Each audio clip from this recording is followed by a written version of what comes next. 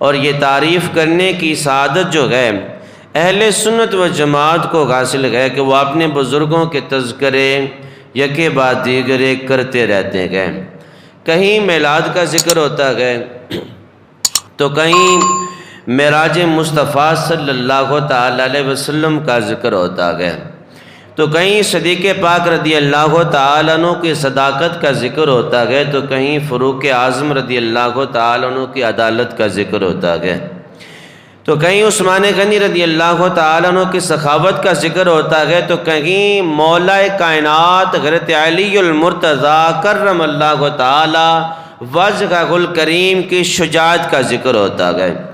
تو کہیں حضرت امام حسین رضی اللہ تعالیٰ عنہ کی شہادت کا ذکر ہوتا ہے، تو کہیں میرے غوث پاک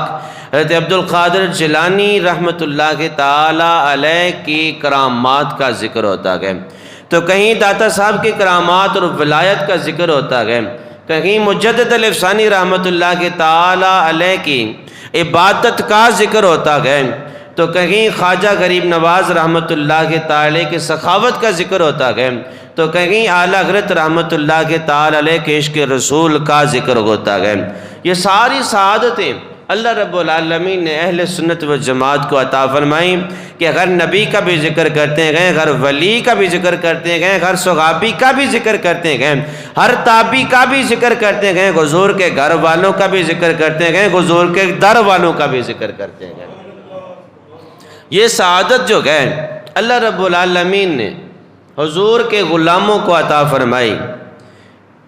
حضور کے غلاموں کو عطا فرمائی